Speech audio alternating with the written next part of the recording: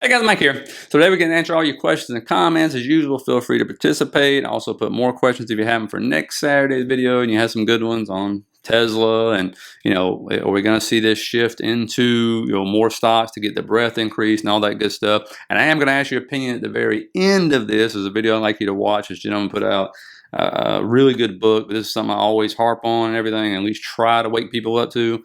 And so I want to get your opinions. I always love reading you guys' comments and hearing your opinions. I read them all and stuff. Whether I agree with them or not, it don't matter. It's like voting. Tell everybody to vote. No matter who you're voting for, just please go vote.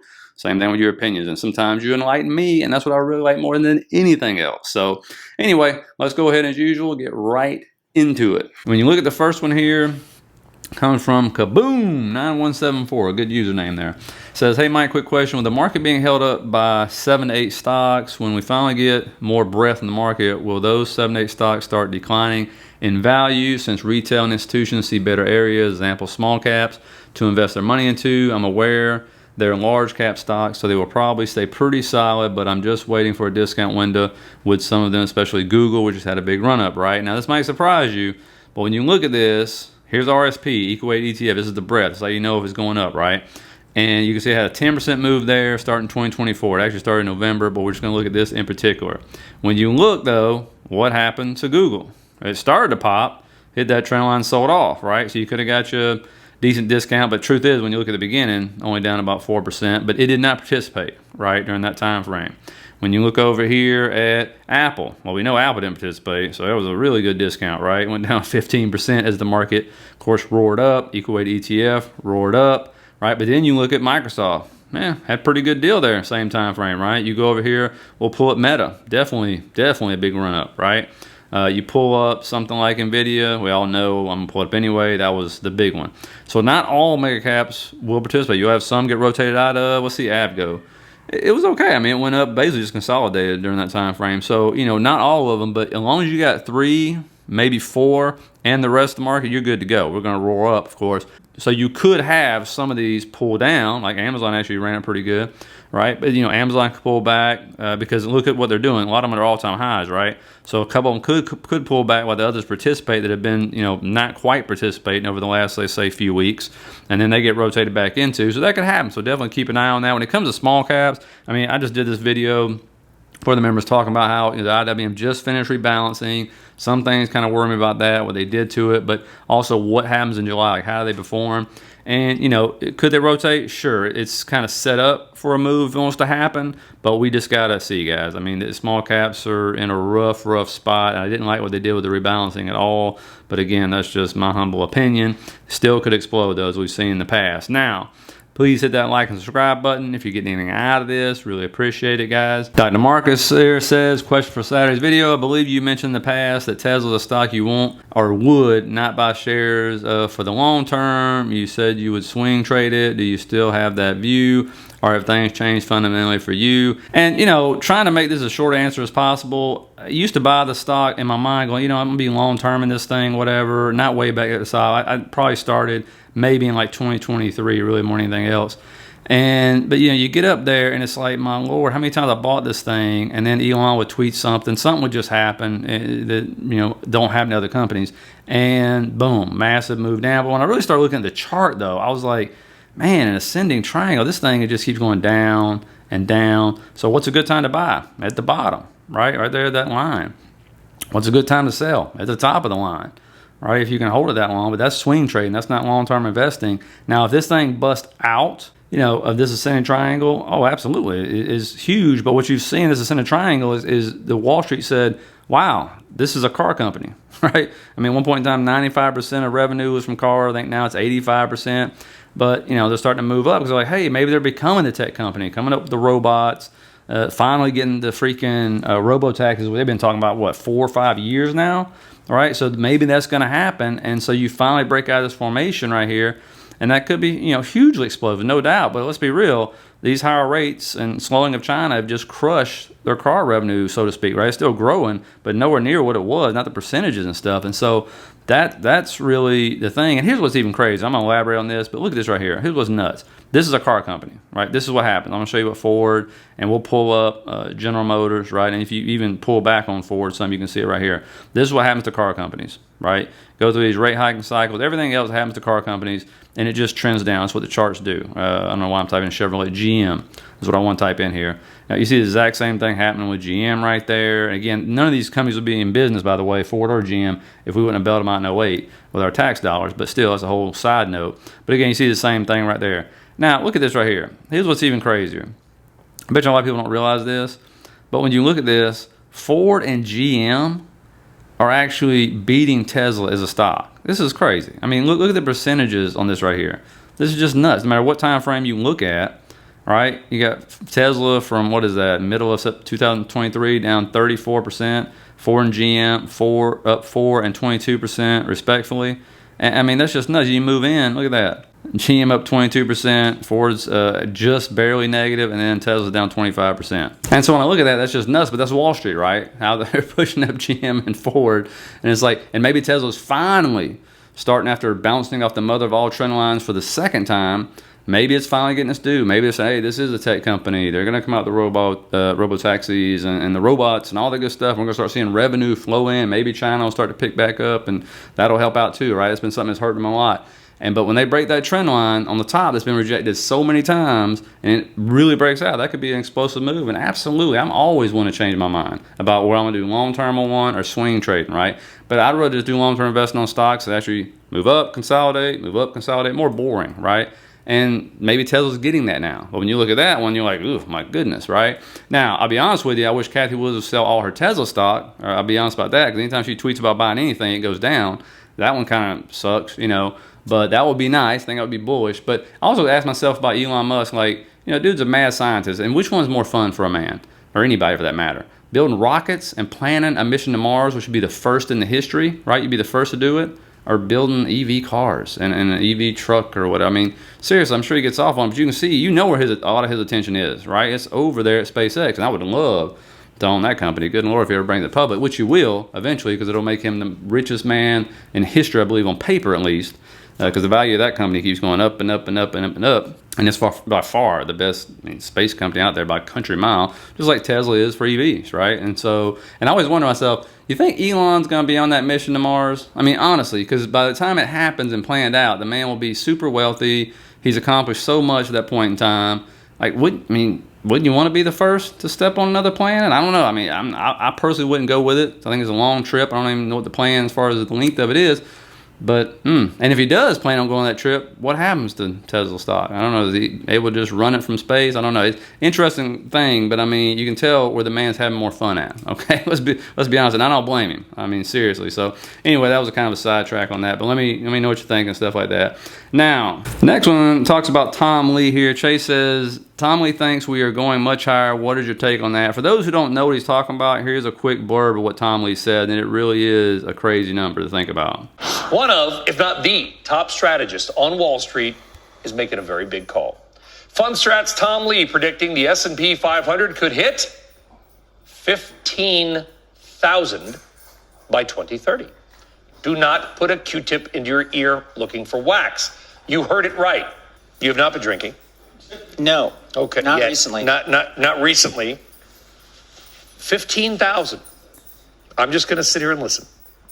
Okay. Well, there's a couple of reasons behind this. One is this would be the third time that stocks entered a cycle where annual returns compound at high teens. You had the roaring 20s, and then you had the 50s through the late 60s. Mm-hmm. And this is a third cycle. They all coincided with a surge in the number of people aged 30 to 50. So in other words, the number of prime age adults. And this time it's powered by millennials and Gen Z. Okay, so math. I wasn't not great at math, but I'd like to think I know a little bit.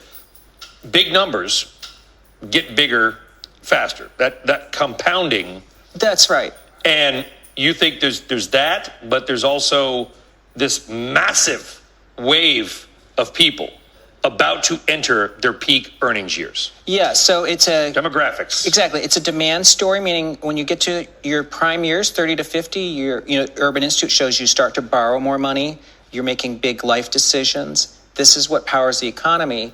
On top of that, we have a really a big opportunity for U.S. technology companies because of AI, which is supplying the global digital labor because there's a global labor shortage. So these two forces are combining to, I think, power almost a decade of extraordinarily good stock returns. And so look, Tom Lee has been wrong. He's been right. He is like a perma bull. Most people know this, but guess what? He said in June we were going to 5,500. I put it out there. People blast in the comments. This guy's an idiot. Never going to happen. It happened, right? Call it the 2022 low, whatever it was. Call it 2023, whatever. But again, he don't call crashes because he's more of a perma bull, right? But he has the hot hand. So is that going to happen? I mean, his premise, I guess, kind of makes sense. That's a big number. It's a really big number. Here's the thing, though. If you're wanting to retire, I hope he's right, because your 401k and IRA should look fantastic as long as you're long in the market, right? And you're buying Vanguard ETFs or whatever ETFs you're buying or whatever stocks, because that means stocks have gone up a lot, right? So you would hope he's right. That's what I would say about it. I hope he's right, but who knows? I mean, that's so far off. I think, like, I live week by week. I can't even think about 2030 and all that. That's way too far there for me to think about. How will I be? Yeah, I'll be up there. Okay. So, yeah, no. But let me know what you think. You think it's crazy? I'm sure a lot of people say it's crazy, and it probably is crazy, but I do remember when he came out for his deal with Bitcoin many, many years ago, and people said it was crazy. I was probably one of them.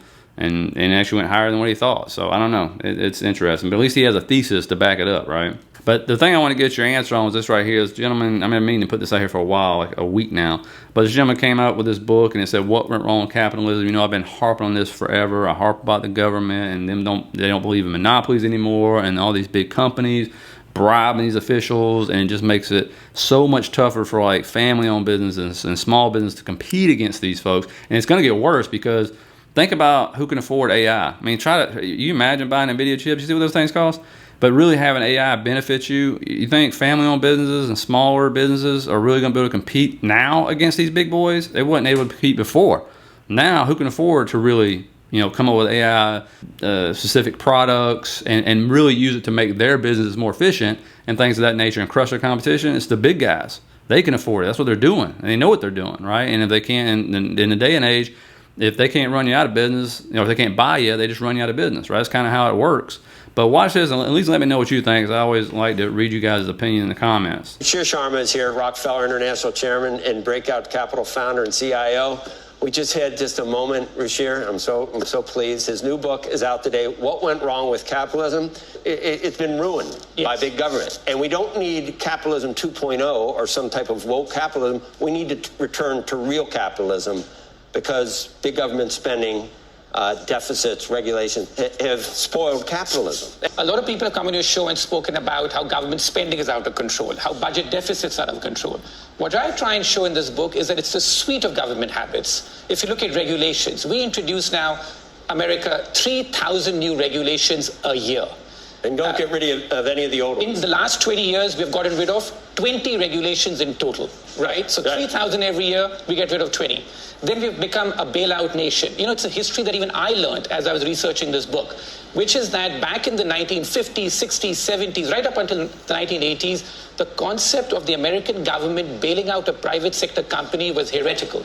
It was said, we don't do this. Then you get the first big bailout in 1984 of Continental Illinois. Yep. And after that, it's been a succession where you get progressively bigger and bigger bailouts, where now it's become almost analogous, as I've said in the book, to our culture of pain management, which is that you get the slightest pain, you give them opiate, right? So, and you have an opiate crisis as a result. Similarly, like on the economy now, the risk has become socialized, which is that when things are going well, when things on the upside, let them run. The moment there's the slightest flutter or something is going wrong, we're going to intervene, and the government has your back. So this is not what capitalism was really meant to be. So it's a suite of government habits. On your show, you had people focus just on government spending or even the Fed in terms of the asymmetry of the Fed. But what the book tries and do is to show you over the last 100 years how capitalism has progressed to this very distorted form of what we have today. Bernie Sanders would like to call it socialism for the rich, but it's really socialized risk. Andrew, there is something for everyone in this, because this is not just government's fault. This is big corporations that Yes. want bailouts. Yes. But they ruin capitalism too. That's the thing. So we've got problems from government. Yes, and, because they've socialized. And corporatism. The problem Right. is that the gain. I mean, it's that- a cliche. The gains have been privatized. Right. The losses have been socialized. But the moral of the story remains that if you can, they're both at fault, governments and corporations, but capitalism in its purest form is the way we need to go. I'm not sure you say that either, because you also talk about competition. Yes, but I say like in the book that That's the what basic capitalism is, concept of No, but that there's not enough competition. Right, but Yes. that Goes to the government part. and that hurts capitalism. Yeah, because But you need regulations- government to do that. But by regulations, Maybe. Andrew, tend to be pro-incumbent and pro-big business, because who are the people who are able to game the regulations? Who are the people who are able to pay for the entire regulatory environment? It is principally big business. If you look at small businesses today, the cost, for example, on Wall Street, you speak to people, the cost of setting up a new fund today, if you're a small person, is 10 times larger than what it used to be 20 years ago. So you can never therefore get it back. Yeah, exactly. So you have all the big hedge funds, the big people who are out there who are able to do it, and you have these like enormous growth there. But for anyone new looking to do this, it's become very tough. And that's just a microcosm. It's happening That's the across lobbyists. businesses. This is an age-old problem. The lobbyists and everybody who can get a congressman or a congresswoman to listen to them and take their. I want to add just one piece of context or nuance to that, though. Sure. That is true in the world of finance. It is not true in so many other worlds, because I would argue to you that now we have this backbone called the internet and the technology that anybody can use a cloud and sell product. I mean, the idea that somehow the incumbents are always going to win, I think that there's a lot of truth to that in certain cases, of the biggest. But in terms of the amount of small businesses that could come online over the last 20 years as a function of technology is a remarkable thing now. Yes, Andrew, and yet what my data shows, over the last 20 years, right up until the pandemic, the number of new startups in this country is actually declining. Yep. Economic and social mobility has declined. The probability of you being a billionaire and becoming entrenched has gone up 40%. So like churn has reduced in general in the economy, and that's why capitalism, as I argue Right. in the book, is not working for the average person. Therefore, in America today, most young people, when they are polled, say they want socialism, not capitalism. But what they don't realize, I think, is the fact that what you have today is not the capitalism the way it was meant to be. This has become socialism for everyone. In a way, risk has been socialized. That's the point I'm trying to make in the book. It's a suite of government habits. And of course, I'm not even going down the path that we're running a 6% budget deficit when we have full employment. Right. That's a different But how aspect. much do you think the government is captured? A lot, I think, because if you look at even things like lawyers, right, in this country, America always had the highest number of per capita lawyers in the world. But the last 20 to 30 years, the growth in that has gone parabolic. That's Right. just telling you about what's being captured. Who are the biggest lobbyists today in Washington? They are the tech companies. The big mega cap tech companies are the biggest lobbyists back in Washington today. And so let me know if you think he's right. I mean, obviously, I would agree. And, today and age, it is easier for like somebody like me or anybody with the internet to go and start a YouTube channel. It's some crazy amount. I forgot what it is, like 20 or 30% of all basically small businesses only have one employee. One. That's it, right? You see these TikTok folks, right? Swinging, so shaking their butts and making millionaires and stuff, right? But I'm talking about really starting like a business where you can go out and you buy a factory or something like a delivery truck or that kind of thing and really building it out to where you have 20, 30, 40, 50 employees. Even my father-in-law, who was a successful businessman, even said, boy, if I was starting my business today, I'd be screwed. I mean, he has said, everybody in our family I talked to who has successfully run a real business where you have employees, where you're making millions of dollars, has said, man, it would with the regulations in place right now, which, by the way, think about this. If the big companies can buy them off like they have, right, why do you think all that regulation is in place? That's what he's saying. Who's it benefit? Who can deal with that? The big companies. Who's it hurt? Small companies, right? All that regulation. They know that, because if they want all that regulation gone, they would just write checks to the politicians to get rid of all the regulations, right? But they don't do that, right? And so you got to think about that now. Think about that. So when you can plan out regulation, it ain't just the politician, it's the person writing the checks to the politician to get those regulations in place, because they know what it does to the people on the bottom of the ladder. That's what they know, those companies, okay? So just kind of keep that in mind. But again, I can go on for hours about that. So hopefully you guys got something out of this. Please let me know your opinion on that and everything, what you think. So I'll end up seeing you guys tomorrow to set up the week. Appreciate you watching. Hit that like and subscribe button on your way out, and I will see you tomorrow.